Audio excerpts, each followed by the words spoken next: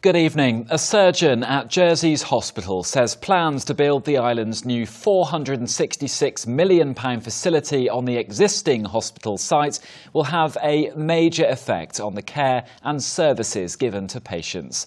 Miklos Kasai voiced his concerns at a packed public inquiry meeting last night. Concerns about flooding as well as not having space for expansion in the future were also raised. Well, Susan Ripple is outside the building where the inquiry is being held. And Susan, what was the mood like last night?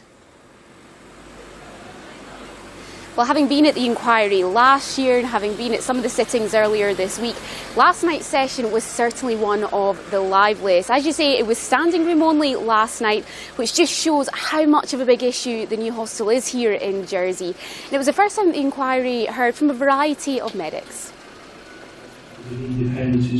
It was the biggest turnout of islanders so far at this public inquiry. In the new build, I will only have 2 isolation rooms. Here to listen to medics about their views on the plans. One surgeon who's worked during construction at the hospital before has experienced firsthand the challenges mixing a building site with clinical care can bring. In that incident, the isolation failed from the working area to the theatre, therefore dust flooded the storeroom, making theatre equipment completely unusable, at least for a day. I don't remember exactly whether or not the cases had to be delayed because of that, but certainly the equipment had to be sent for re-sterilising. It is very worrying, at least to me and to a number of my colleagues. And this time, the build is, of course, on a large scale. As we've heard so often, the biggest capital project the island has undertaken. The proposals would see the new hospital constructed in phases, while patients and staff continue working inside. The future hospital team say they're ready. It's going to naturally have an element of disruption. What we've got to do is to make sure that disruption doesn't affect the services that we provide. So it don't cancel any operations, and it doesn't impact on our patient care, which we're confident we can do. And we've got lots of experience from other hospitals being built adjacent to the existing sites where that's been the case. We've just got to put the right plans in place to make that happen. I joined the NHS over 30 years ago. And one after another, staff did speak up. The hub of what we do. One of those we heard from last night was a doctor who's worked in the emergency department for the last 5 years. He says he feels this is the right site for the future hospital.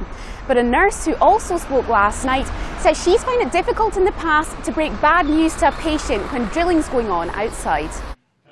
An engineer from the UK also gave a presentation. With the sea less than a quarter of a mile away, flooding is his main concern. This site is a Zone 3 flood risk. In the UK, you're not permitted to build housing, let alone a hospital, in a Zone Flood 3 if there is an alternative Zone 1 flood risk. Obviously, Overdale, Warwick Farm and St Saviour's are Zone 1. So in the UK, this would not go ahead. As a planning inspector told the inquiry, he's not there to make people agree. Surely there'll need to be some middle ground, though, if this hospital is to ever get off the planning table. So, Susan, we're 3 days into this inquiry. The independent planning inspector is here for another 2. What's happening for the rest of the week? Well, something that came up a lot last night was the location of this build. And really, that is something that we weren't supposed to be talking about at all this time at this inquiry. But a day has been allocated to discussing alternative sites. That day is tomorrow. Now, with that, the flooding was something that came up in my report there. That's something that the independent inspector will be looking into when it comes to alternative sites. Some of those that have been put out there in recent years have included the waterfront in People's Park, and I suppose there, flooding is going to be an issue as well. We'll hear from experts from both sides of the argument again tomorrow.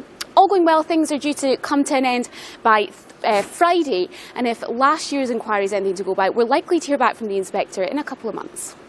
All right, Susan, thanks for the update.